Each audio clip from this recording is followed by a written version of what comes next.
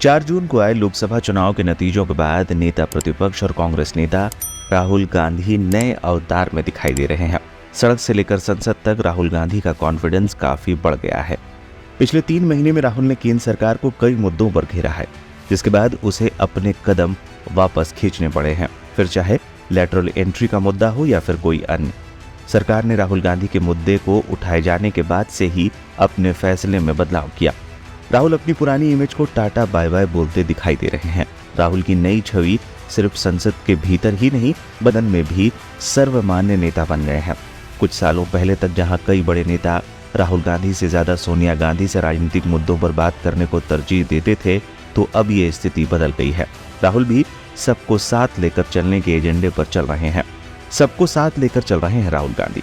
साल 2023 में जब इंडिया गठबंधन बना, तब उसमें कई ऐसे दल थे जो कि राज्यों में एक दूसरे के खिलाफ चुनाव लड़ते थे। इस समय ये तय किया गया था कि गठबंधन सिर्फ राष्ट्रीय स्तर के लोकसभा चुनाव के लिए ही है, जबकि विधानसभा चुनाव के समय ये दल अलग अलग चुनाव लड़ेंगे। लेकिन 4 जून को मिली सफलता के बाद अब हालात बदल गए हैं।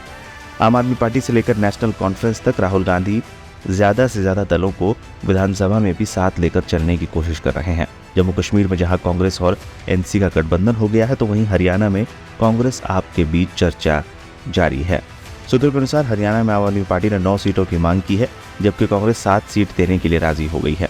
अभी बातचीत का दौर जारी है और लगभग तय है कि दोनों दल एक साथ मिलकर हरियाणा में चुनाव लड़ने उतरेंगे।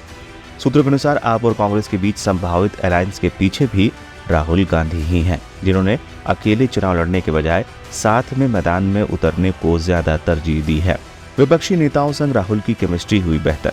कुछ साल पहले तक राहुल गांधी पर आरोप लगता था कि वो फुल टाइम राजनेता नहीं है। कई बार विदेश दौरों को लेकर भी सवाल खड़े हुए। इसके अलावा ये भी कहा जाता रहा कि लालू यादव, ममता बनर्जी समेत विपक्षी दलों के नेता कांग्रेस में सोनिया गांधी से राजनीतिक मुद्दों पर बातचीत करना पसंद करते हैं। लेकिन अब विपक्षी दलों के नेताओं के बीच ये स्थिति बदलती दिखती है। न सिर्फ लालू यादव बल्कि तेजस्वी की भी राहुल संग मुलाकात और बातचीत होती रहती है। लोकसभा चुनाव के नतीजों के बाद राहुल भी इंडिया गठबंधन के नेताओं से ज्यादा बातचीत करते हुए दिखाई देते हैं।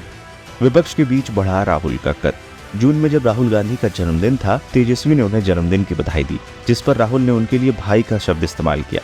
राहुल ने तेजस्वी को जवाब दिया, आपकी शुभकामनाओं के लिए धन्यवाद भाई, अगला लंच कतला या रोहू।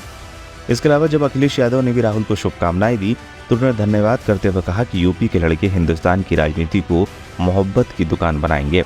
वहीं डीएमके चीफ और तमिलनाडु के सीएम एमके स्टालिन और राहुल गांधी की दोस्ती भी जग जाहिर है।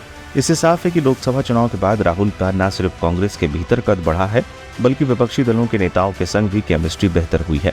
विपक्षी दलों को एकजुट करने का जो काम पहले पूर्व कांग्रेस अध्यक्ष सोनिया गांधी करती थी, अब राहुल गांधी उसी रोल में है और आम चुनाव के बाद वो इस रोल को निभाने में कामयाब भी रहे हैं।